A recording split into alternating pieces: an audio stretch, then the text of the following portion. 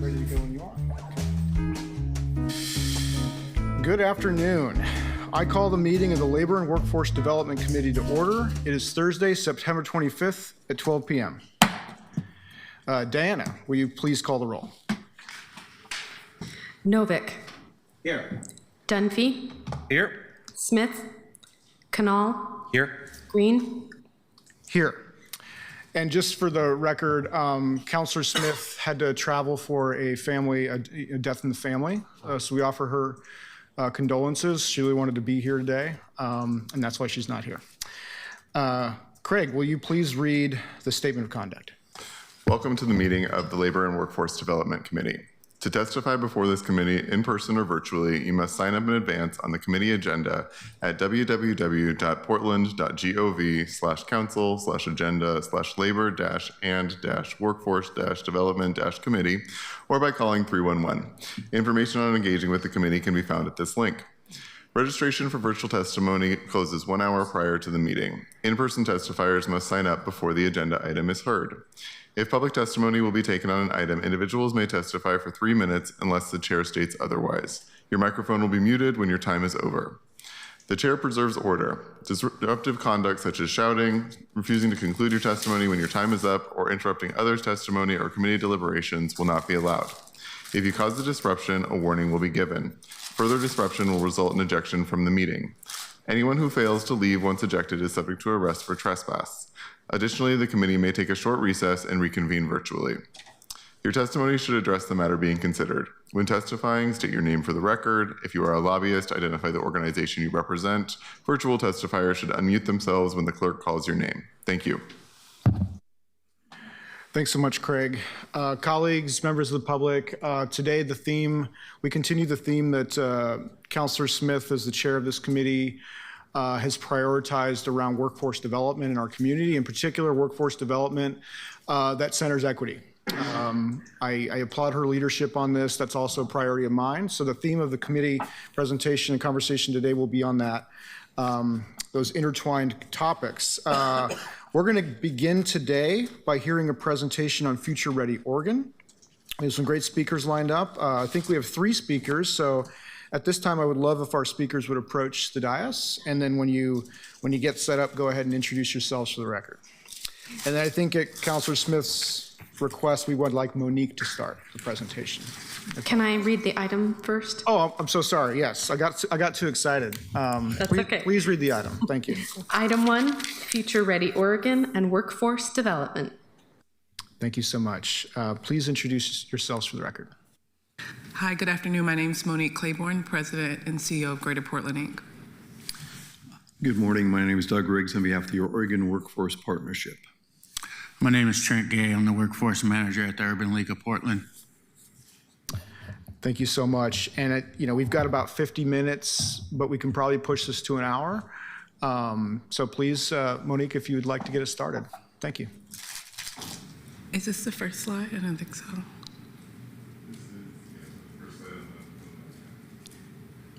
No, there's a, okay. Well, we'll get started here. Some slides are missing. So just want to introduce myself and the organization Greater Portland, Inc. We are responsible for business recruitment for the Portland region, the city of Portland, 5 counties in Oregon and 2 counties in Southwest Washington. We are the only public-private partnership recruiting traded sector businesses to the region. This slide here now talks about what traded sector businesses are. Traded sector businesses are companies that are here, but their revenue comes from outside of the region. And that's an important distinction because it brings new dollars, it pumps new dollars into our economy, as opposed to local business where the business is local here, the customers are local, the revenue is local, and so it's the same dollars circulating in the economy. Next slide, thank you. So the work that we do is similar to other metropolitans. Other metropolitans have an economic development organization similar to GPI, and we are a member-based organization, and so we provide no-cost confidential services and assistance to prospective companies considering expanding their footprint and looking at the Portland region. So we are the single point of contact for project management, market visits, real estate, data and research. A number of companies want to know, what are wages, right? What is the labor shed? What's the drive time?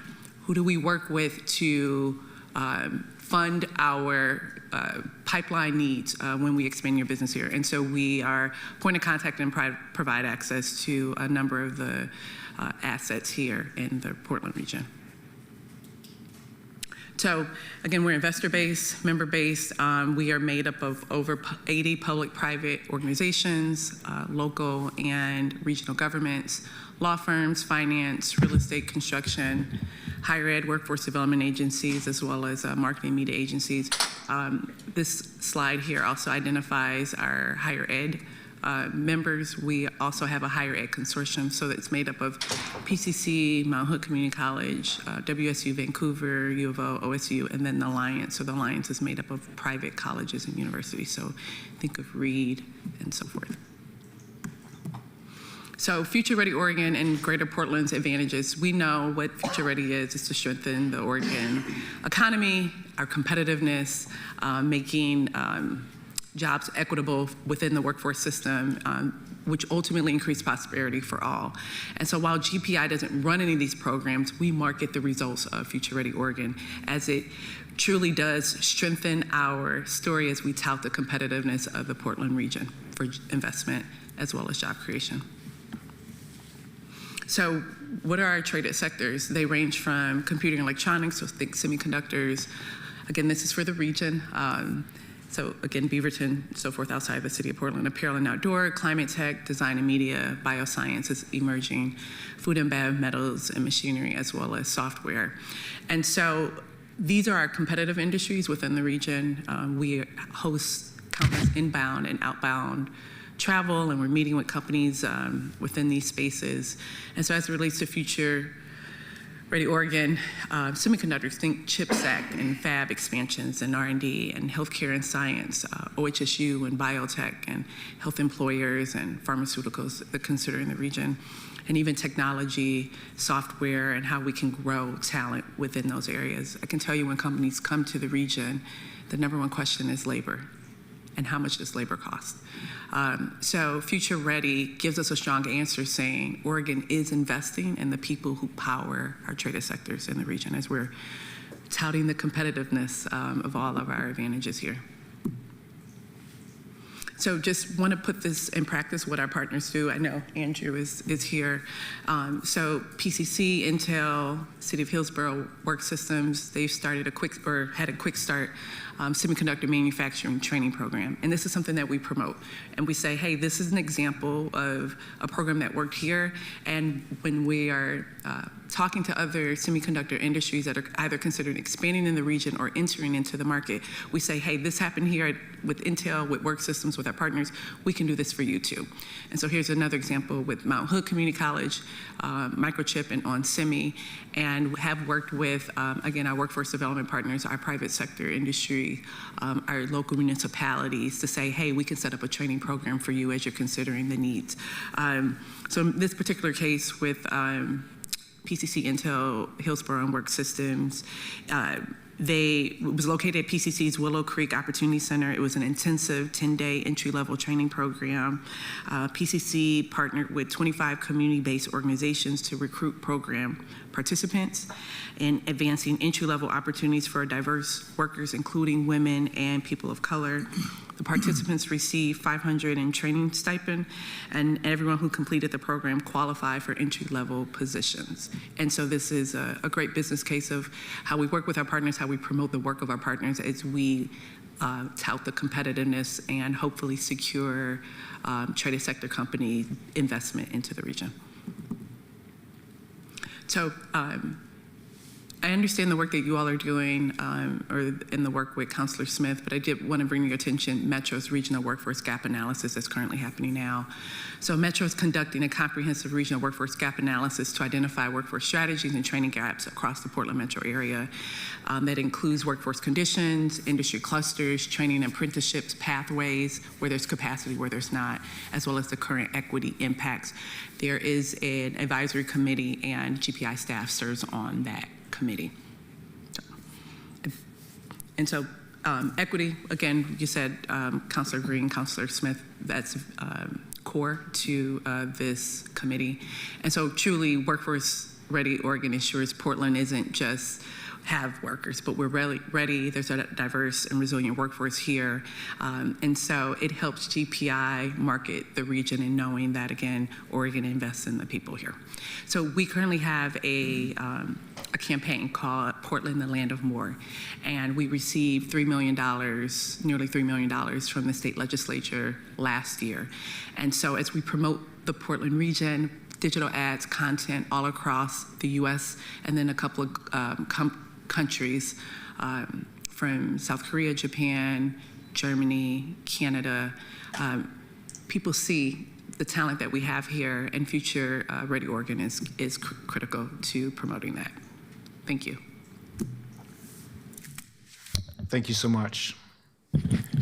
Well, hello there. I'm Trent Gay once again from the Urban League of Portland.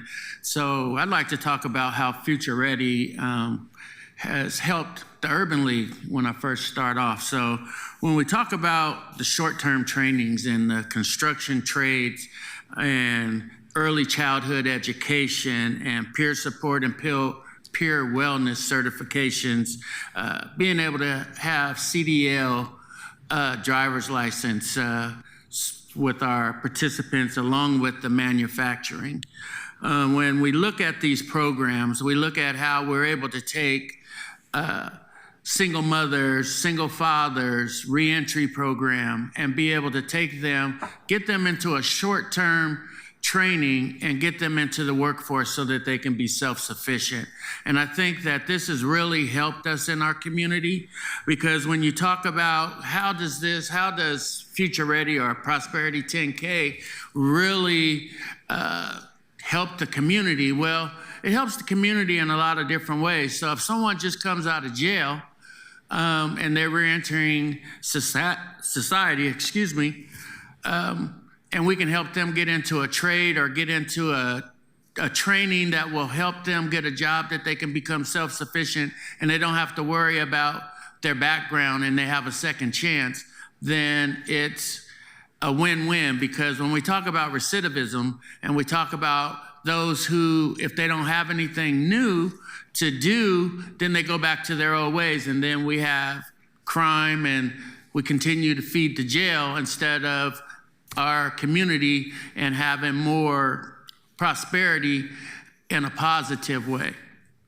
When I also think about how it has an effect on the community, we look at the single mothers. So I have some success stories that I would like to talk about today.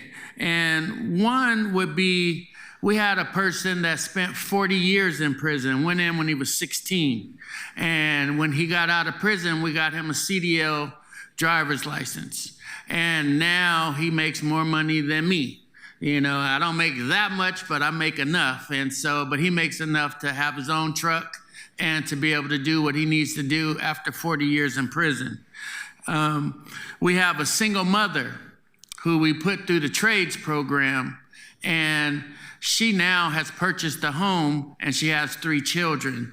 And when we talk about these success stories, these are just a couple of highlights, but we have plenty of CDL driver's license that we have from people coming out of prison spending multiple years, 10 plus, and we've been able to help them in society.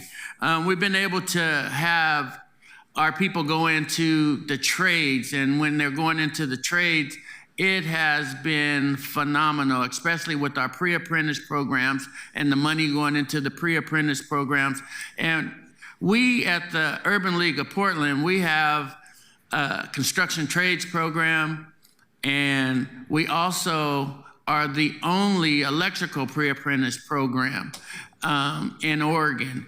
And we're able to take those pre-apprentice graduates and we've gotten them into IBEW. We've gotten them into our light electrical, LRT, and we've been able to get them into some of the other industries. HVAC is another big one for us. And so then when we come to the manufacturing, the same. We've been able to do so much where we didn't have the career pathways or the funding to help them be able to get the training that they need. So in saying that, I also want to go back to the early childhood education because I almost forgot it. But that early childhood education has been phenomenal for us at the Urban League of Portland. And I'm pretty sure all throughout Portland where we've been able to get the internships, get people into school, PCC, and to even have the talking point that I think it's 2030 that job would be $90,000 a year, and where we could take some of our younger people and give them industry that they can go into. They don't have to go 4 years of school. They can get the 2-year certification that's paid for, and then we could help where we have a desert here in Oregon of being able to have childcare and early childhood education. So I wanted to just say that that is the reason why we should have another round of this Future Ready money so that we can help these people that we are our participants and in our community become self-sufficient, have self-esteem, be able to show their children that they can do some things that can take care of them and they don't have a negative outcome, but a positive outcome on the community. So I encourage the committee to support the legislature request for another round of the Future Oregon funding. That's it. That's great. That's a good segue into some of the talking points that I've got, so I appreciate my two colleagues up here. I'm Doug Riggs, again, with the Oregon Workforce Partnership. We're the collaboration of 9 local workforce boards spread around the state. The local workforce board system was established formally in 2015 by the state legislature, and the goal at the time was to try to take some of the training programs and the coordination of training programs out of the state bureaucracy in Salem and align it more with local partners, like we've just heard from our two colleagues here today. The Future Ready program itself was passed in 2023. It was one of Tina Kotek's first initiatives, a $192 million workforce program in Senate Bill 1545. That was a multi-month effort in the legislature. I was pretty involved in trying to get that bill passed. We were very excited about the bill.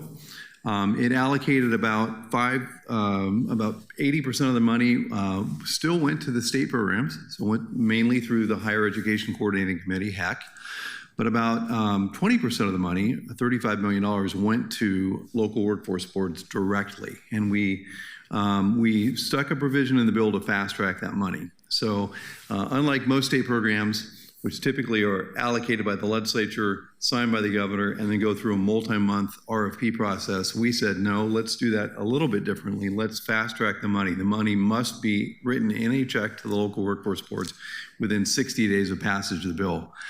Now, what that did is we had aligned the local workforce boards ahead of time to start planning with their local community partners. How do we make sure we get this money on the ground quickly? Because we know a month of delay or 6 months of delay or 2 months of delay lead to inefficiencies. People needed help right then. So the checks went out the door, and on day 61, programs began in local workforce board regions throughout this state, and it was really exciting to see what happened. The challenge we're facing, the reason we're here today, and I think why Councilor Smith wanted to bring this item up, is unfortunately that was a 2-year allocation, and the legislature decided not to fund a dime into this next biennium. So here we are 3 months into the next biennium, and there's no additional money.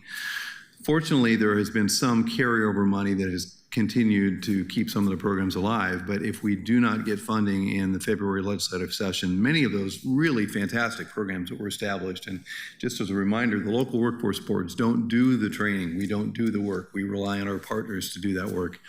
What the local workforce boards do is they help leverage, they help put money together from state, federal, local, private sources, and they also ensure that we're not reinventing the wheel, and they ensure that it's the local priorities. So we have a 13 or 15 member board. Those board members help ensure that we are helping local priorities. So that money will run out, and especially going into what appears to be a fairly concerning economic downturn. We've already lost 25,000 jobs in the state. We need to be able to repurpose and reskill those individuals and individuals who haven't been able to break into the workforce. We talked about equity and diversity in the workforce. That's a key component of what our local workforce boards do. So I'm going to ask and answer 4 quick questions here. The first is what? And I'll just outline some of the things that define that question, what. What we do is we work with our partners on things like scholarships for training programs, customized training like the Quick Start program, which was a special program in the tech industry that's been very successful, career coaching, paid mentorships, and job training, essential support services, wraparound services for people going through the training, and apprenticeship and pre-apprenticeship. We mentioned the electrical pre-apprenticeship, which is really exciting. Some of our regions are doing medical assistant pre-apprenticeship, nursing pre-apprenticeship. So there are, depending on the region, there's some very exciting pre-apprenticeships going on. So these are the types of programs that we engage in.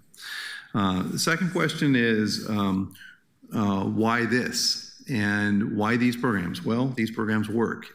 We have proven success. Statewide, just in the last 2 years, over 8,600 Oregonians benefited from that $35 million section of Future Ready, which is called Prosperity 10,000. So over 2,600 people have enrolled in actual programs. We have a 94% completion rate in the programs, which is really remarkable. And we have a 78% employment rate among participants in the program. Those are remarkable numbers. We set an average wage goal of $17 an hour in the bill, and so far we're at $22.80 on average. So that's an excellent starting wage for someone who's trying to enter the system. Third question is, what's the impact? And by this impact, I don't mean the impact on the participants. I mean, what's the impact for the state as a whole? Oftentimes the state invests money in something and you never find out, did it work? How well did it work? Did it generate a return on the investment? We've got some excellent numbers. Just on that $35 million investment, we believe we've generated $20 million in new tax revenues. And we saved $128 million in social services costs because people are employed, they're paying taxes, they're able to take care of their kids on their own. So you combine those two, and we're talking about $140 million, or a little more than $140 million of net benefit to the state from a $35 million investment.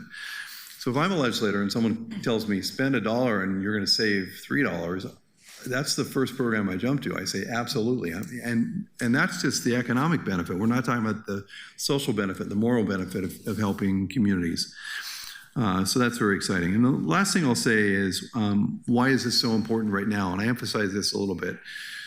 We got a late start in the last economic downturn. For those of you who were around in 2009 and 10 and 11, that was a devastating mortgage crisis, real estate crisis in Oregon. And we had, a very high unemployment rate, pushing 9% in the state.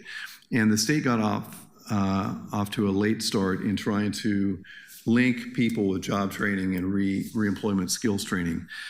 We have an opportunity going into the 2026 session to jumpstart that process. We know what to do. We know how to do it. We know it generates more revenue than it costs going out the door. So being able to take advantage of federal WIOA funds, local investment, business investment, the tech industry is very interested in continuing to invest. And that's why, from a timing perspective, this is very important. So hope that's helpful. You also have some background information in your packet, I think, that you can go through, and I'd be happy to answer any questions on as well. But really appreciate the time and the interest of the City Council and my colleagues here today. I want to thank the three of you for taking the time to give us this primer and kind of open up a conversation. And again, thank Councilor Smith for her leadership on this issue. I will say, and I think I've said this before, you're not going to get anything past her when it comes to the state legislative agenda. She's always watching. So I have some comfort in that. I do have some questions, but I'll defer to my colleagues to begin. Councilor Dunphy, why don't you get us started? Thank you, yeah. I'm not sure who may be able to answer this, and maybe none of you could. You mentioned that there have been significant layoffs in Oregon in the last few months here. And I noted in the in the press, we've been hearing about Intel doing a pretty significant number of layoffs. Do we know if any of the trainees from these programs were included in those Intel layoffs? Like, were we setting people up for success and then the market has shifted? Have we rug pulled them? Do we know? Counselor, I don't know that. We can find that out. I do know that there are other companies that are expanding. For instance, Lam Research is adding 400 to 600 jobs, and I know that many of the folks who've been training for these tech jobs might be eligible for those types of jobs. But that is one opportunity for a program like Disparity and the coordination we have with our local community partners is to be able to connect folks who might be laid off from one part of the industry to another set of openings. But that's an excellent question. I can get back to you on that. Yeah, I'd love to know. And I'd love to know, I know that there are some rapid changes in the tech industry right now that are happening globally. And I'm interested in also know if these training programs are nimble enough to respond to that. I'm hearing horror stories from people who went and got computer science degrees and are now staring down an AI reality where probably those jobs won't exist anymore. Are we being intentional about the future jobs that we're going to need in the coming decades? I also had one, and it's not really a question, just sort of, I guess, more of a broad statement, but when finding folks for these programs, when finding people who might be well-positioned to get into a training program to find a career, is there an existing relationship between high schools or even homeless service providers where folks are needing a path forward towards a career with dignity? Is that an intentional effort that is happening across the region? I would have to say that it is, because especially when you talk about homeless, I guess the first contract that I worked on through WSI was a Home for Everyone.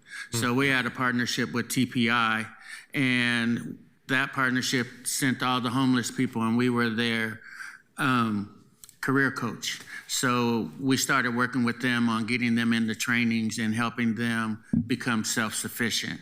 We also have a partnership with Portland Public Schools today with the Urban League. And so we work in the high schools, and then we are moving towards their career. So we have this huge career fair, and we start working together to start getting jobs for them and internships for them. And you'll find that through work systems, we have the internships where we have 150 hours for the young people, and then they get $17 an hour. They have 12 weeks to complete the program. But these are some of the programs that we're using to execute what you're asking. Right. That's fantastic to hear. Urban League's doing great work all across our region in so many different ways right now. I would urge y'all to look at relationships with schools outside of PPS too, though. Out in East Portland, in my area of town, we have 40% of all the kids in the city live east of I-205. 50% of all the people of color in the city live east of I-205, and they're not PPS. Park Rose, David Douglas, Centennial. They have kids who have real significant needs and a need for a pathway towards a career with dignity. And support everything you're doing and hope you can keep going further. Thank you all for this presentation. That's all my questions. Counselor, if I could just jump in really quickly, I think that you make a really good point about the need to link with high schools, and it even begins before high schools. I was at a training discussion here a few weeks ago in the tech workforce sector, and one of the things they talked about is you really need to start letting middle school 7th and 8th graders know that the path for tech exists for them, and that with a 5 or 6 week course you can get out and get a job making $50,000 or $60,000. So there are apprenticeship and pre-apprenticeship opportunities, especially pre-apprenticeship for the high schools. I know you mentioned some, and Rosemary Anderson, POIC, has some great coordination with the trades. The cooking program and the trades program. Yeah, so there are lots of opportunities, and that is something that's a real opportunity. If you wait until someone's a senior in high school, it may be too late. So getting that seed planted early on is very important. And I'm glad that you mentioned that, because we've been looking at the STEAM program, and we started looking at the issues that we have with someone that would start later on trying to go into the semiconductor STEAM program. They don't have the skills that they need in math or some of the other areas that are really needed to be successful. And so as we started thinking about it, we found two things. We found that maybe we probably should start in probably the third grade up. And then the other issue is the parents. The parents don't have the capability to do some of the math and some of the work that is needed to help their students. So it's almost like you need to work with the students and you need to have something for the parents so that it can move concurrently together and they can continue in the growth of the tech industry. So that's been one of the things that we've pinpointed in starting a program that we're working on at the Urban League of Portland. Thanks for those questions, Councilor. Councilor Canal, you've got the floor. Thank you, Chair Green. I appreciate the presentation. I wanted to ask a little bit, it's the sixth slide around the program you're talking about with the Quick Start, the training that was with PCC, Intel, all that. Just, I have three total questions. First is that entirely paid for out of the state dollars that we've been discussing, or are there other funding sources? I'll defer. Andrew's here. It's a combination of state, federal, and some local dollars as well. Okay. Thanks. My questions are primarily around the federal side, actually. Just wanted to understand what's, because I've heard some allusion to it, but not necessarily the exact numbers. So how big of a partner is the federal government in the work that we've been discussing today?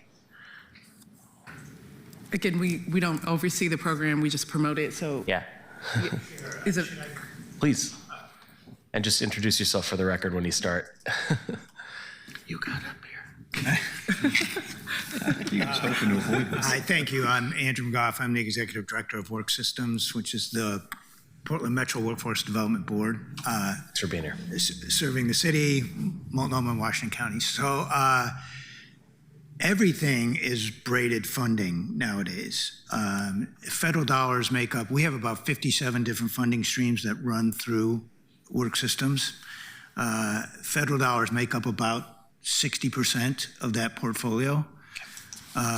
So they are the foundational underpinnings of our workforce development efforts. Don't get me wrong, but you can't run these kinds of programs on federal dollars alone. So the expertise I think that we bring to the table is how do we take all these other dollars and sort of mesh them together with these diminishing federal dollars and actually deliver programs that work for the communities we want to serve. So it's a complicated endeavor.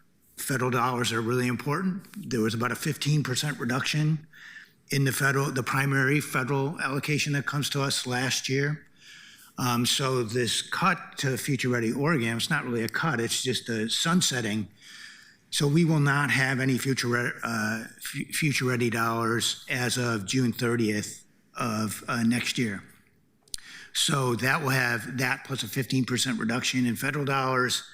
That's going to have a devastating impact on a number of programs that we're currently administering. Thanks. So the last question I had, and then I have a brief comment.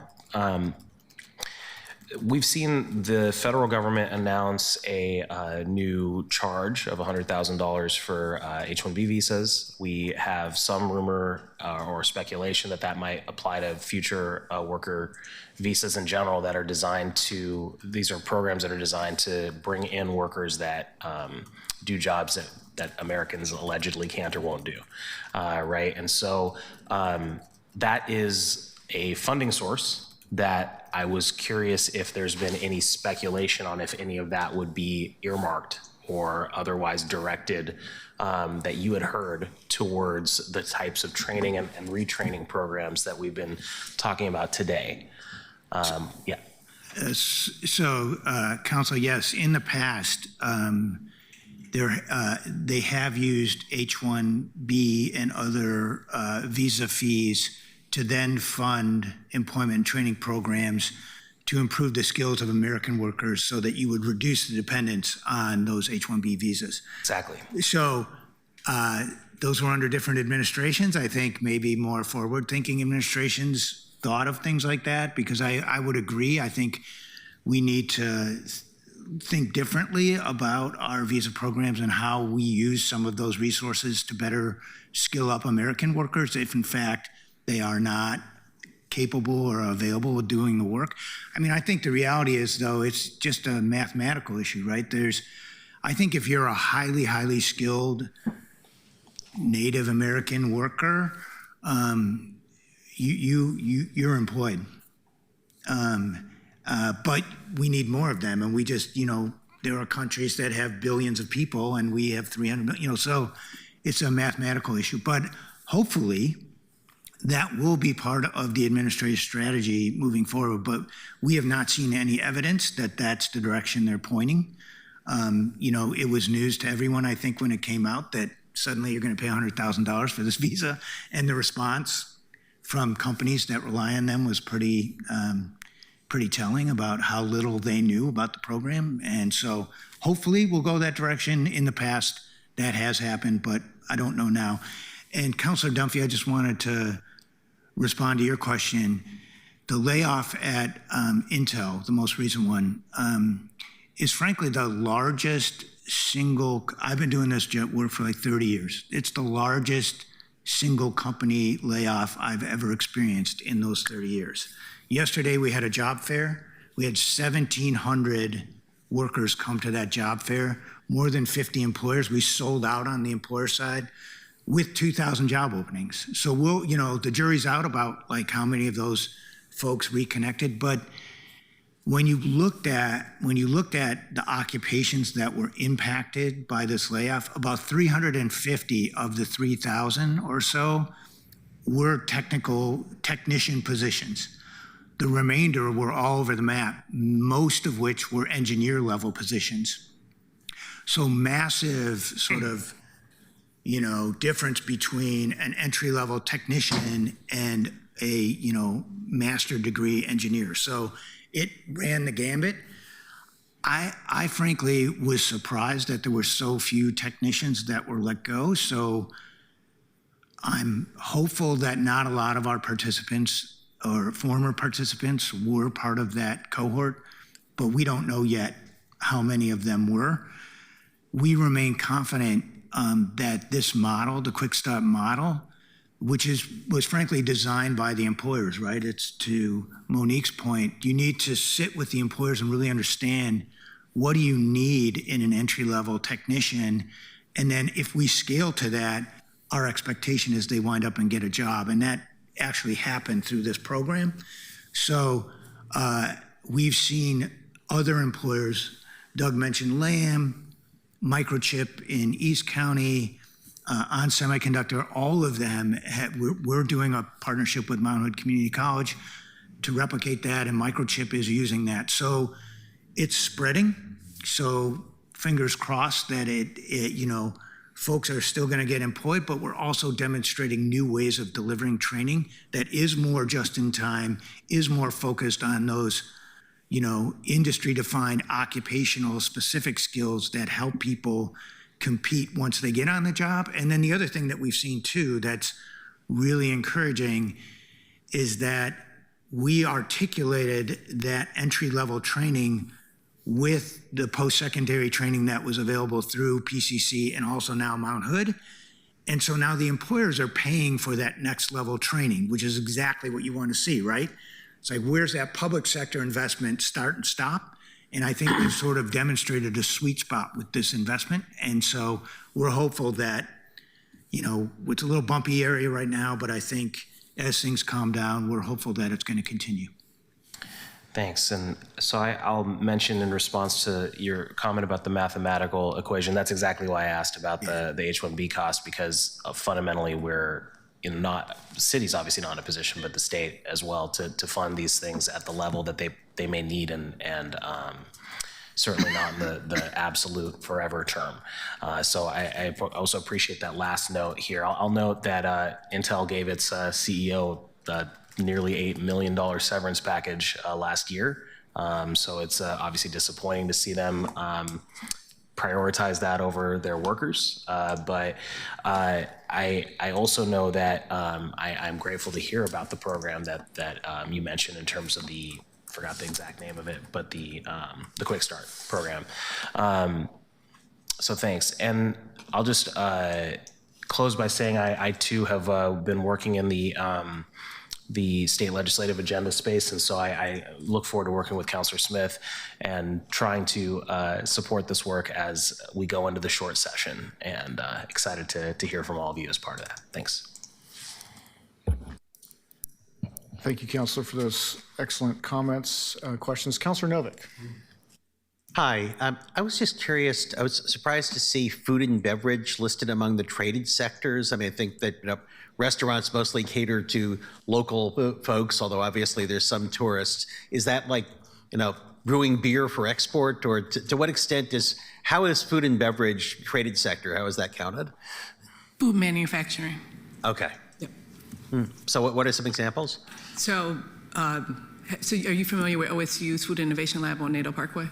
Oh, yes, actually. Right, and so there are just a number of products that are developed that are exported, quite frankly. And then just during the pandemic, we saw a burst in frozen storage needed.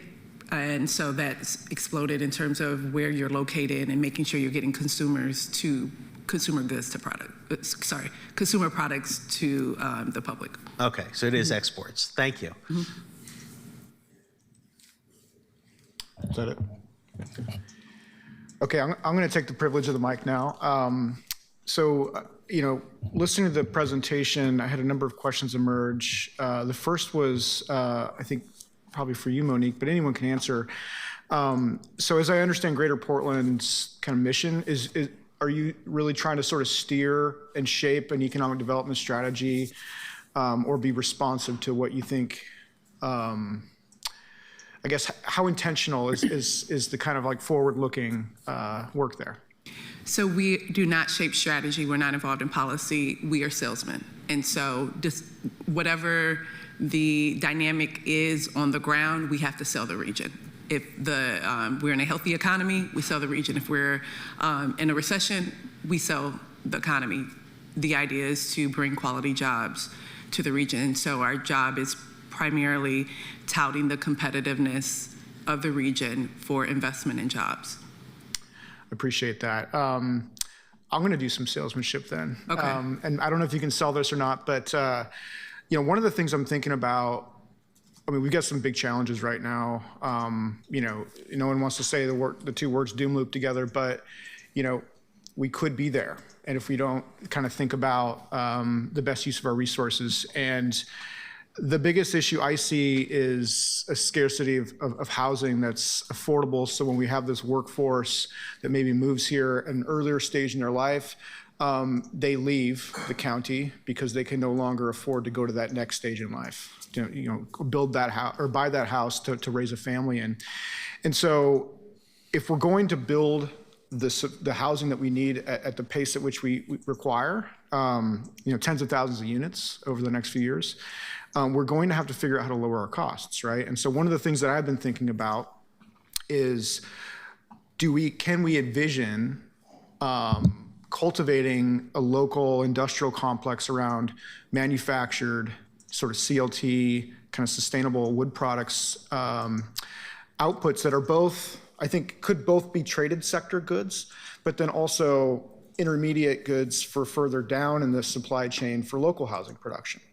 So, this idea is if you can lower the cost of production locally, that also is the same as like foregone imports in that regard. So kind of has the same net impact on our local economy as an increase in exports, right? And this is just sort of a conversation that I've been having with some people around me, but in my mind. I went to Vienna recently to study their social housing program, and they're using these sorts of techniques over there to lower the cost of production, because they're also facing the same cost pressures any municipality is facing. So I just wonder if that type of industry has come up in any of y'all's conversations or thinking about strategy. And I welcome the question, I guess, to anyone up here. Yeah, Councilor, I'd be happy to take that on. Actually worked on a couple bills in the last session related to that. I'd point you to two efforts, and they're kind of related. One was House Bill 3145, which is a bill introduced by Representative Pam Marsh from Southern Oregon. It was a bill that was sponsored by iSector, which is an organization based in the Portland area, but has been working with organizations around the state. And it was focused on modular and manufactured housing as really an opportunity. I mean, the cost of housing has gotten so out of control that you're exactly right. There's no next place for people to move. And so if people aren't moving up from this size housing, then there's no place for the people who don't have that housing to move into. So it's kind of a cascading effect. So House Bill 3145 sets aside up to $50 million from the LIFT program for modular and manufactured housing in particular. And the Oregon Housing and Community Services is working on a rulemaking right now. That was combined with the goal, and that's why a lot of the lumber industry was interested in engineered lumber.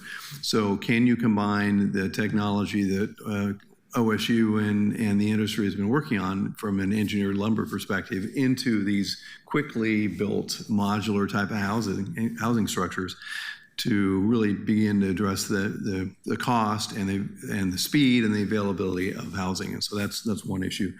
And the other thing I point out is if you go around the state, you run into a number of our local workforce boards that have construction apprenticeships or construction pre-apprenticeships. So we mentioned getting kids involved in the high school level.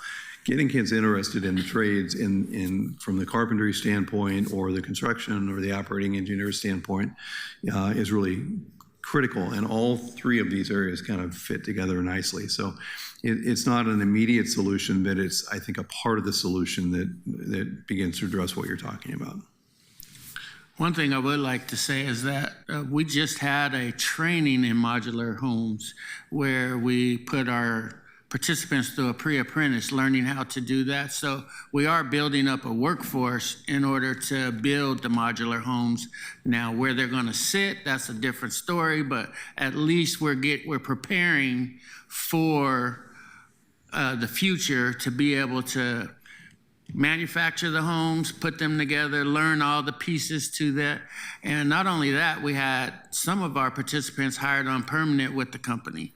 And so when you talk about that, it is in the works because we talk about the bill, but now it's being put into the training because you have to have the workers. And we find that a lot of times we have the bill, but you don't have anybody to do the work. So now we're training up the work. So I think that's how it works with our programs, being able to get our people trained and ready for the future work, and then seeing the programs at work.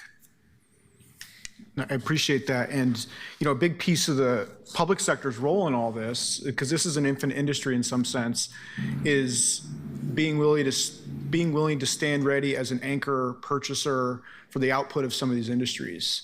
So that way, in some sense, you de-risk that industry, which can allow you to scale faster. And so when we think about the dollars that we spend in our community on housing, supports, I guess I'm having this conversation publicly, maybe not necessarily to tell you guys what to do, but to sort of daylight this idea that we need to really be thinking about providing a source of demand for the outputs of not only that industry, but also it supports that ongoing expectation that there's a job pipeline, right? Because if you don't have the production demand, you don't have the job demand. So it's this integrated supply chain concept is kind of what I'm thinking. Do you know the Port of Portland's Mass Timber Grant? Yeah, so there's a lot of, we're doing a lot of work with a lot of the existing pre-apprenticeship programs to get them comfortable with working with those new materials. And it might be worth trying to make a connection there. I'd be happy to connect you with the folks that work, because they have a training facility. I don't know whether it's T6 or one of their terminals out there that we're actually training people in it, and would be happy to make that connection because I think it aligns perfectly with what you're saying. I appreciate that. And I recently did a tour of the port, and they had mentioned that. And so I'd love to kind of connect these pieces together. Okay. All right, let's continue talking about that, colleagues. We're going to have to figure out how to lower the cost of production and housing. Before I move on from modular or prefab, I think the prefab of my day when I was a kid looks a lot different than it does today. This is not, bringing in a house on wheels that's a low quality housing. This is, a good house assembled off site in pieces that is then attached to a poured foundation with plumbing, with all of the amenities and infrastructure amenities that you would expect from a piece of housing that's built by stick and frame on site. And so I think part of the stigma that needs to be overcome is this idea that, well, why would we do modular housing for the next generation of people? Don't they also deserve stick framed housing? And I'll just note that Sears Roebuck used to, all these beautiful craftsmen were also prefab. So leave you with that. And then I guess I do have a question. Can you say more about the Prosperity 10,000? I'm not super familiar with this program. I'd like to know more.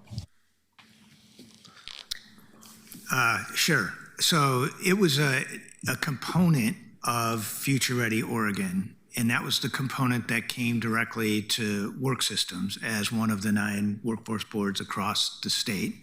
So we received about $10 million under that program.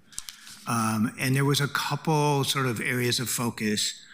One is to create navigation between some state agencies and community-based organizations to better facilitate connections there. So there was money set aside for that. But the bulk of the dollars that we used was really to augment and complement existing programs that we had, like programs that are run by the Urban League, Central City Concern, ERCO, POIC, a number of community-based organizations across the region. So I'll give you an example of the way P10K worked. So when it was passed, it was sort of post-pandemic stuff was, there was a lot of people that were idled and we needed to sort of re-engage them, get the economy moving. And so imagine back then you would go to a pre-apprenticeship program and, even though it's a short term, it's a 12-week program, it's designed to quickly connect you with the labor market, it was prohibitively expensive for us to pay you a stipend or a wage while you were engaged in that program. And so what it meant was people were going to take lower wage jobs because they needed the money. So they're going to go to a grocery store, they're going to go somewhere and forego training. So with the infusion of P10K dollars, we were able to offer a stipend for people who were engaged in training that we knew would prepare them for a better job, like our region's pre-apprenticeship programs. So we would pay someone a stipend, and people were able then to participate in that training, to be successful in the training. We also, supplemented things like childcare, like rental assistance, and sort of weaved all those dollars together, which allowed people to participate in the program. So to date, and the idea was we knew it was shorter term money, so we didn't want to go out and create a whole bunch of new programs that we couldn't sustain over the long haul. We wanted to invest in proven programs across the region and in proven partners, right? So, and I think in hindsight that was a really good, smart decision because here we are. But to date, we've enrolled about, Doug's got can you hand me it's in your packet, but locally, we've enrolled 3,100 people in those programs. I'm sorry, that's our enrollment goal is 3,100. To date, we've got 2,373 people who have been engaged in a program. That's about 75% of our goal. We've achieved all the performance outcomes. It's just a tremendous program. And at the end of the day, about 3,000 local residents will be trained as a result of that program and placed into jobs. And it did allow us to really focus on individuals who needed the services the most, which was a priority for, I think, our community and our board. So, yeah, it's a great program, but it's going away. And that's part of the upcoming ask in the short legislative session is for additional dollars so we can continue those good programs. I really appreciate that background. It's going to make it easier for me to make the case with OGR to prioritize this type of work in our short session. I want to turn it back to Councilor Canal, who's back in the queue for more follow-up questions, comments. Thank you. I'm gonna say it, Dr. Green, on this. Every time you start going on, I think it's an education for everybody. I wanted to ask, you mentioned this kind of sparked a thought in me. What your line of questioning was, Councilor Green, along with the slide around, sort of explaining trade versus local sector, because there's the third part of it that's not exactly captured here, which is the dollars that are leaving the community. Right. So we talked about the dollars coming in with Portland-based traded sector companies. We talked about local sector. And so I guess if we were a country, what's our trade surplus deficit situation is really the question I'm asking, the first of two here. And so, because that's I think a lead in into some of what we're talking about with the conversation around prefab and all that. Can you speak to that level from the economic side of it? I don't have that information, but I do have a director of data and research, and we could probably get that information and send it over to you if that's okay. Great. Okay, and I can get it to you early next week. One way that, and this is super oversimplified by me here, but one way that countries deal with a situation where there's at least either a sectoral or a global trade deficit is import replacement. And I think that's a little bit of another way of getting to some of the conversation you're talking about, Councilor Green, where if we're, for example, paying a lot of money to out-of-area companies for building materials, that creates another reason for us to be looking to try and bolster that particular sector here, in addition to all the normal reasons we would want to do that. And so I'm curious about if we've identified at least the particular types of, even if we can't compare it to money coming in to money going out, if we've at least analyzed the level of sectors and industries where we're paying more money outward than does that make sense? I'm not articulating this perfectly, but. Yeah, it does make sense. I don't have that data on hand. I don't know if you all. Wouldn't that be? What do you have to? I understand we're maybe drifting a little bit into your other committee's work. So, yeah. So we do, on the workforce side anyway, we do focus on targeted industry sectors. Now, I don't know that we calculate in and money out, although I think that's an extraordinary question, and it was part of my graduate work to look at that in the city of Chicago, how quickly a dollar leaves a community and what the impact on that community is. So happy to talk about that in depth. But from a workforce perspective, we look at everything from projected job growth, actual job growth, and all that stuff. But increasingly, our interest is in the quality of the jobs itself, and how can we build better pathways for people to achieve economic self-sufficiency, regardless of their family circumstances or their specific needs. So we've incorporated that into our analysis of selecting targeted industry sectors. Also, what are the barriers to someone to enter that industry? We do a lot of work with individuals who have, some brushes with the law in the past or have been disconnected from the labor market for a long period of time. We want to work with industries who are willing to overlook that and give that person a second chance to re-enter and re-engage in the labor market. And then what are the pathways available for that person? Because look, it costs a lot of money, Councilor Green, to your point about the cost of housing and all that stuff. We live in an expensive place, and there are very few jobs. It's scary, frankly. And I think I was here and talked about self-sufficiency wages. There are very few jobs, entry-level jobs, where it would allow, say, a single mom with a single kid, with a kid that required childcare, particularly, to support herself in that child without some kind of subsidy. Very, very few jobs. So I think our strategy has been, okay, we have to acknowledge that, right? But the question is, how do we build pathways so that individual can move rapidly up, both in terms of wages, but then also in terms of other things like benefits, additional training, all of those other things that actually build out a quality job. So we have incorporated those factors into our analysis of targeted industry sectors, and I'm happy to share that with you all because it's a really important factor. Yeah, I appreciate that. And I think what you mentioned relates to something that Doug, you mentioned too about, the amount of money we're putting in and how much are we getting back for it is a really important piece. We know this in the context of infrastructure, largely because we know those jobs are going to be here. And that was, I think, the national conversation. It all applies to this as well. And keeping dollars moving here, one of the best ways to do that is by hiring people, right? Personnel costs tend to be more localized in this. And that's one of the many reasons I'm constantly bringing up the contract expenses of the city of Portland to external contractors. And you've given so many threads to pull on that I'm struggling not to pull on them right now. But I know we're in probably 3 other committees' workload if we do.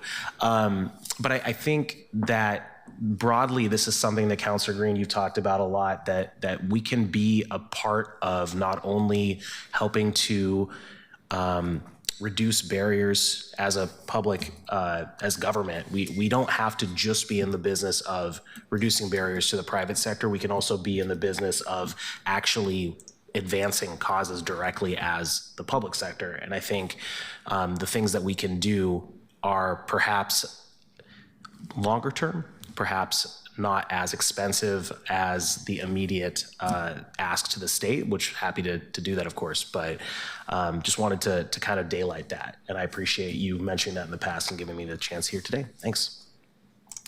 Thank you for waxing philosophical on the economics of all this. I look forward to those that detailed data. And then when you do send it, would really appreciate if you would do a courtesy send to me and Councilor Ryan, because we're the co-chairs of the Arts and Economy Committee as well, because that is those are sort of a marriage of interest, if it will. Would love to spend more time talking about input-output modeling and regional economics. We don't have time for it. I will say I really thank you all for your presentation today. I definitely feel some urgency to advocate for the really good ROI investments that the state has made in programs like Future Oregon. So thank you so much. And at this point, I think we're going to move on with the agenda. Thank you. Thank you. Diana, can you please call the next agenda item? Research disparities in public contracting, workforce, and employment in Portland, and report back to City Council. Thank you so much. And colleagues, if you'll recall, I don't know if it was the last time we met as a committee or a few iterations ago, but Councilor Smith had brought forward an action that sought to adopt previous disparity studies for the sake of making sure that we've prioritized our commitment to DEI and, not continue to reproduce the sins of the past in the city. By discussion, we said, we had a really rich debate on that. And Councilor Smith decided to refer this back to her office, rework it, and bring it back. So I'm just going to read, before we get into discussion of it, I'm going to read a motivation that are in Councilor Smith's words. I'm going to read it on behalf of Councilor Smith, so these are her words. And then we will have public testimony before we talk. Okay, so bear with me here. So Councilor Smith brought this resolution to our committee for one reason. The city must conduct disparity studies to support our efforts to fix problems in our contracting and procurement systems. The city should be fiscally responsible when awarding contracts. We should find the best contractor for the job that will provide us with the best work for the money. That requires analysis of the knowledge, skills, abilities, and other qualifications of the contractors competing for projects. And in the end, the best contractor from that pool of competitors should be awarded the project because they have all of the best qualifications and have otherwise demonstrated they are capable of doing the work. That also means that contractors denied those opportunities should be denied because they lacked the necessary qualifications and not because of some unrelated aspect like family connections to government staff, social status, or whether the owner is a woman or a person of color. That is another important reason behind disparity studies. Programs like Future Ready Oregon and COEP must be justified by disparity studies. When we discuss quote unquote disparities in government contracting and procurement, we are talking about mere differences in how, we aren't talking about mere differences in how government contracts are awarded. Disparities arise when contracts are awarded based on factors other than the applicant's qualifications and ability to do the work. For example, a 2023 statewide disparity study here in Oregon conducted by BBC Research and Consulting found that about a third of all eligible contractors who were awarded to receive work from the state were owned by women or people of color. Yet only about 10% of state contracts were awarded to those women and minority-owned businesses. That is a disparity between availability to do the work and participation in doing the work. Based on availability, about 1/3 of all state contracts should have been awarded to contractors owned by women and minorities. That would have been their fair share under a perfectly fair system, but they received far less than that. They only received 10%. That's not fair. And the disparity raises suspicions about illegal discrimination taking place.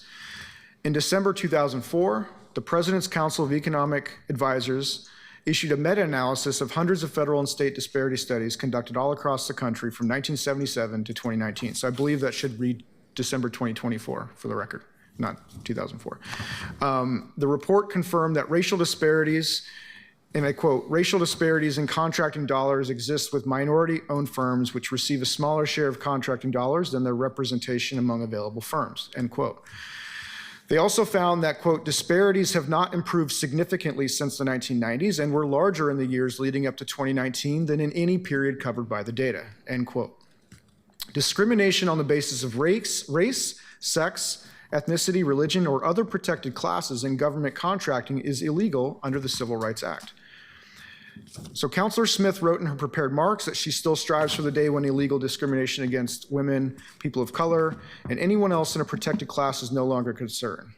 But until that day, disparity studies are an essential and necessary tool for ferreting out illegal discrimination in government contracting and procurement. This is why she brought this forward, this resolution, and asks for your support when we eventually vote on referring this resolution to the full council.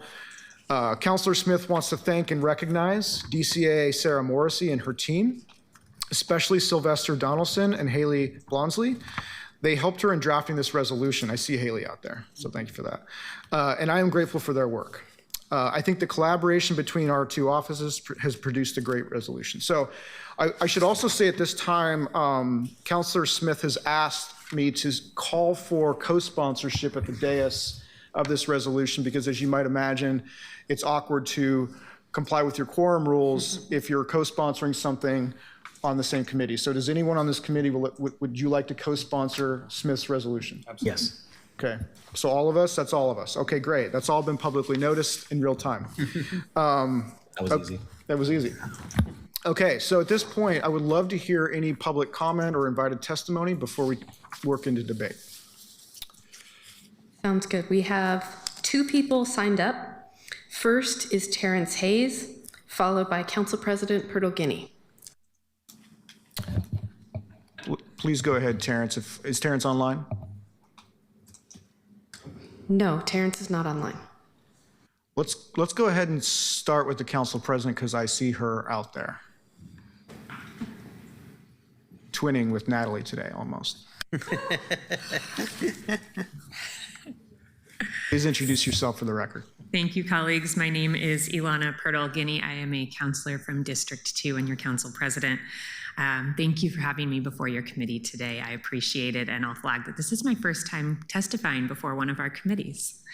I am here today to testify in favor of the disparity study resolution brought forward by Councilor Smith. I want to thank Councilor Smith for her strong leadership on this issue. Before I was elected to the Portland City Council, I was a union organizer, an advocate for workers, and a policy advisor helping Oregonians achieve living wages. I've dedicated my career to ensuring that our systems work for working people, and I see my work on this council as a continuation of that mission. From these experiences, I know the importance of having a diverse, robust, and professionally trained workforce, and I know that it takes an active effort to make sure that we spend our public dollars on projects that train those employees and ensure we have that workforce in our city. In light of the mayor's executive order, which ensures city programs are not in conflict with the requirements attached to our federal dollars, we have to explore strategic pathways to ensure the equitable development of our workforce. We know that we have communities that have historically not had access to great construction jobs and to opportunities supporting projects that support all of Portland. But we also don't know what we don't know. And disparity studies will give us more insight into existing inequities in our contracts and the government-sponsored workforce agreements that we enter into. Critically, they give us the information that we all need to pass policies that center workers who aren't otherwise getting a chance to help our government do better. In 2022, the former City Council approved an ordinance which authorized a disparity study, much like the one proposed in this resolution, to evaluate demographic disparities in city contracting and in our workforce participation. But that study never happened because the funding wasn't available. I'm very worried that when we pass this resolution, the effort will again not be funded. In light of the changes forced on us by an increasingly adversarial federal administration, we can't afford to let this flounder. My hope is that through this resolution, we can explore partnering with Prosper Portland and other entities with similar contracting pools to help bring down the costs so that we can actually get this over the finish line. Disparity studies are a base level of what we should be doing to diversify our workforce. They inform the tangible work that must come after, enacting policies that create pathways for good jobs that we know lift people out of poverty while doing work that supports our whole community.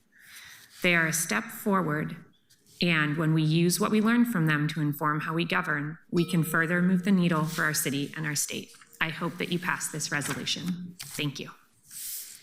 Thank you for that testimony, Madam President, and I would like to acknowledge it feels different sitting over there than it does here, I would imagine. I was watching that timer very closely. Thank you for the extra 2 seconds. You bet. Do we have any other testimony? No, there's no one else has signed up. Thank you. And do you know if Councilor Smith has called in or anything like that? She is not online. Okay, that's okay. Colleagues, we'll move forward. So at this time, let's move into discussion on this item. Does anyone have any debate, discussion? Councilor Novick.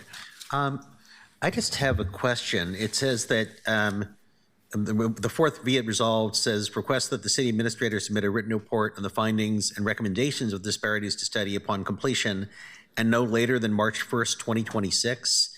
And I just wanted to know if the bureaus have weighed in on whether it's possible to complete a disparity study that quickly, let alone have a written report on it. That's a great question, and I see Haley making some movement. Why don't you please approach and introduce yourself for the record. Absolutely. Hello, everyone. My name is Haley Blonsley. I'm a senior project manager for the City Operations Service Area and also for the Chief Financial Officer's Office. Unfortunately, DCA Morrissey and our Chief Procurement Officer are both out sick today. Something's going around, so Lysol your tables. But I can answer this question. So the scope of work that is currently being developed indicates that they would need about 10 months to conduct the study. So that's 1 month of planning, and I believe about 6 to 7 months of actual survey collection of data, a month of analysis, and then a hope to do a public presentation pending council's approval before officially remitting a report to the city of Portland. So we would actually be looking at about a 9 to 10 month lead time from the point of executing that scope of work with the contractor, acknowledging that the procurement office is putting something in the fall technical adjustment ordinance, which is to come before council November 5th of this year. We would be looking at a start date sometime in December or early January, which would probably put us around September or October of next year would be a better target date if I were to make a recommendation. I appreciate that answer. Do you have any follow-up questions? No, that prompts me that I'm planning to suggest an amendment, but no. I thought so. Councilor Dunphy. Similar, the resolution calls out a need to identify funding, and I agree with Council President's concern about finding funding. Do we have a ballpark of what this would cost? The fall technical adjustment request out of procurement will be for about $400,000. Looking at that, and that is with us splitting a contract with both TriMet and the county. So we're trying to partner to reduce our costs for the total contract.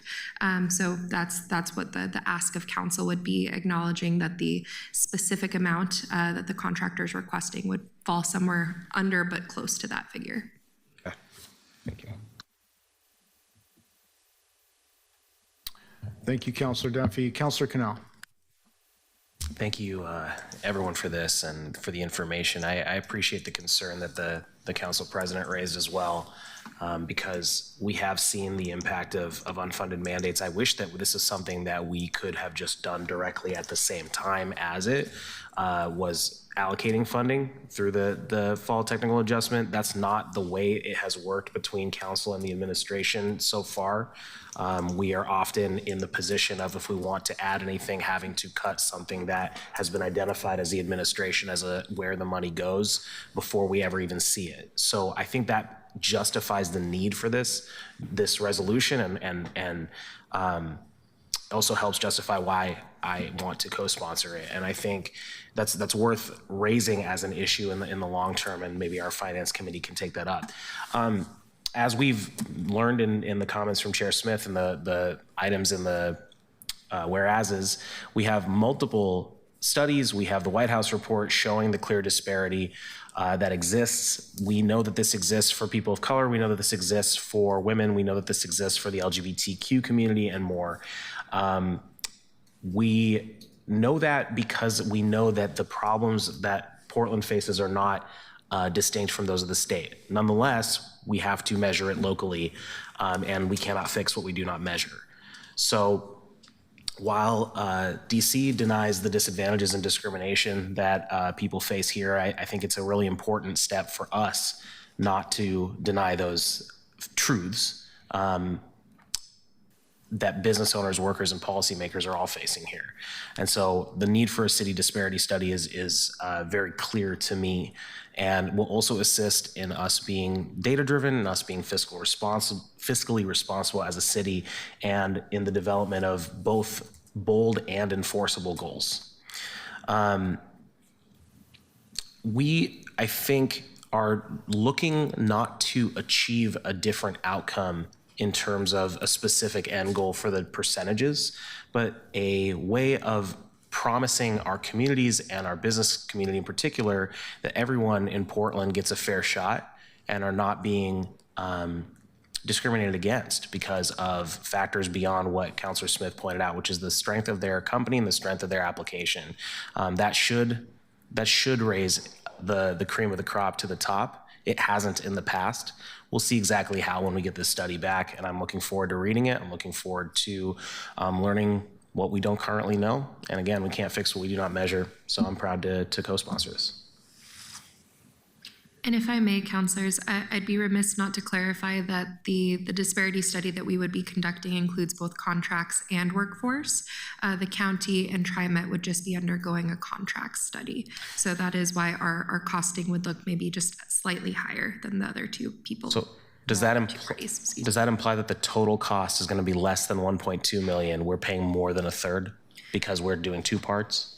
The total cost will not exceed, among the three parties, will not exceed $1 million. But our portion of those costs will be slightly higher because we have two different studies essentially that we're undergoing, whereas they're just doing the contracts piece. Can this is probably not a question you'll be able to answer here, and that's okay. But I'd love to see an estimate for some of the other programs we have of the ballpark of what a disparity study would cost, as well as any other potential partners for those ones, because we're obviously focusing here today in the contract and the procurement space, workforce as well. And so, but there's a lot of other programs that are at risk right now. So I want to make sure that we're getting that information ahead of potential future conversations, whether in the fall TAO or another context, about what other disparity studies we might need to authorize, how much those cost, and if there's other governmental partners that might get in on it. And I can see some specific ones. I can speculate, but I want to give the real information and not speculate. So thanks. Absolutely. Thank you. Thank you, Councilor Connell, and thanks for the clarification on those. I just put myself in the queue just to reiterate. We say this a lot in this building and out on the streets that, budgets are moral documents. They are a statement of your priorities. Resolutions are opportunities for council to express its priority as a whole to not only the public, but also the city administrator and the mayor. I think this is a really good vessel for sort of ensuring that we've got, my collar's distracting me, it's all weird. We've got the right priorities as we go into the fall TOW. And not just the fall TOW, but the next budget and the next budget after that, because we are fighting against a federal government that does not share our values. And I think in moments like this, the correct approach is to lean harder into your values and fight rather than sort of roll over and acquiesce to a politics that doesn't represent who we are. So that's why I support this, but I would also entertain at this point any amendments that folks might want to bring. Councilor Novick. Thank you, Mr. Chairman. I would suggest in item be it resolved for simply deleting dash and no later than March 1st, 2026 dash, and also placing a comma after completion. I think that the administration understands the importance of this. Based on what Haley said, I have a difficulty trying to come up with a new timeline that's realistic. It's important that the study be good enough and thorough enough to stand up to judicial scrutiny. So I would be inclined to sort of trust the administration. We can follow up on this and just delete the timeline altogether. Second. Okay, we have a motion and a second. So the motion is to strike from the fourth, now therefore be it resolved, or I'm sorry, fourth item under, so item 4 under now therefore be it resolved, we would strike the entire sort of M-dashed clause in the middle. And add a comma after completion. And add a comma after completion. So does the clerk follow that? Do we need to send that in writing? Okay. We would prefer it sent in writing, yes. Thank you. Will you please send them a brief email or a Teams chat while we're considering any discussion on this? Councilor Cannell? Can I just, and I'm not sure if there's anyone here on the attorney side or someone who could answer this, but in 2022, as we were just reminded, our predecessors authorized a disparity study. Is that authorization still in effect? I can answer that. It is still in effect. What was authorized in 2022 was unfunded, and so yes. Because funding wasn't identified, that's why. So yes, to be very brief, yes, it is still authorized, but it was the funding piece that caused the delay. So then I think it's appropriate for me to point out that in 8 months and 24 days since taking office, there hasn't yet been a proposal from the administration to put money towards this. So I am open to changing a deadline, but I would be voting no if there's no deadline on any amendment there. So I think it's important that we raise this. I agree with everything Councilor Green said, that this is a time to recommit to our values.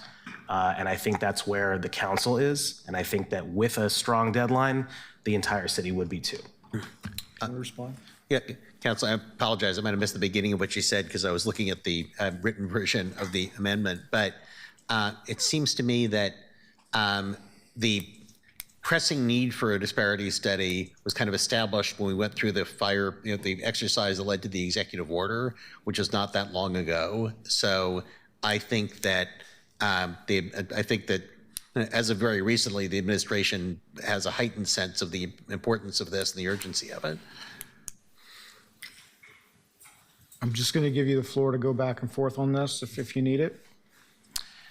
Yeah, I mean, we have had a spring technical adjustment and a budget process since we all got in office, and there hasn't been a proposal to put money towards this. I know there have been conversations behind the scenes, and I think we've heard a lot of support behind the scenes for it. I think that the public commitment to it has not been sufficient for it to happen.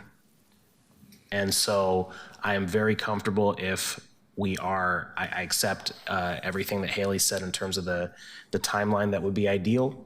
I also understand why it wouldn't start till December if November is when the technical adjustment ordinance is placed. So I would suggest a deadline 10 months out from that, or I would even go as far as to say, given that it's as late as formulation, to change the date to even December 31st of next year. But I think it's appropriate for us to establish parameters through legislation, even resolutions, that include a deadline for it. I was less than excited about some of the text that's come out in the executive order. I think many of us were. I do not mean to say that to be critical of the mayor and his team, but it's not what I would have done.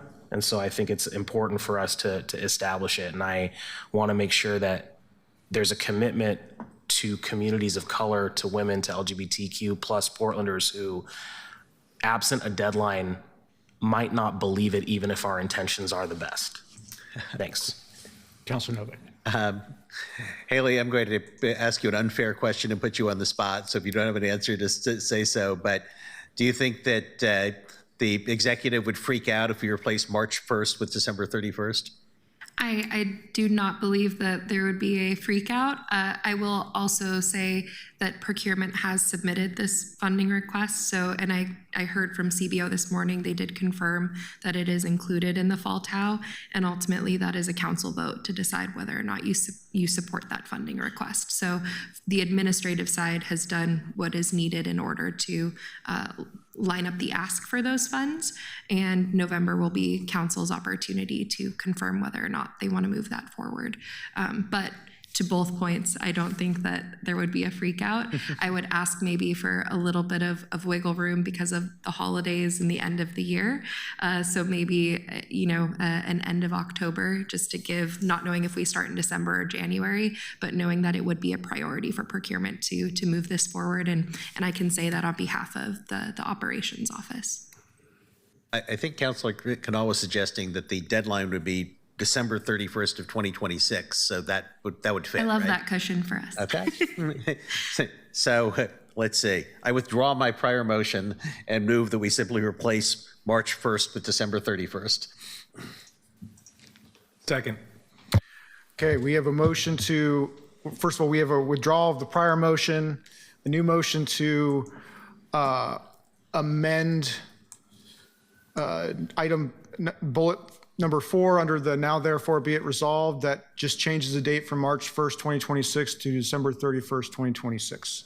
And we have a second from Councilor Dunphy. Any further discussion? Seeing no further discussion, Diana, can you please call the roll? Novick, Aye. Dunphy, Aye. Canal, Aye. Green. Aye. With 4 ayes, the motion carries. Thank you, colleagues. Let's see here. What do I need to say next? Right. We're going to move back to the main motion. Okay. So the motion on the floor then, I would, at this point, I would entertain a motion to refer, oh my God. I got it. Okay. Please. I move to refer the resolution to the full council with a due pass recommendation. Second. Councilor Canal moves, Councilor Dunphy seconds. Any further discussion? Is that a legacy hand, Councilor Canal? Yeah. Okay. Okay. Diana, can you please call the roll? Novick, Aye. Dunphy, Aye. Canal, Thanks, Councilor Smith. Aye. Green. Aye. With the vote of 4 ayes, the motion to refer carries. Thank you so much, colleagues. I think that is the end of our agenda. Our next meeting, let's see.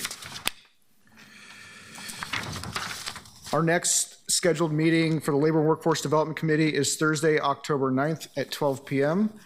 And as far as I know, Councilor Smith will be presiding at this time. I'm going to adjourn the meeting of the Labor Workforce Development Committee.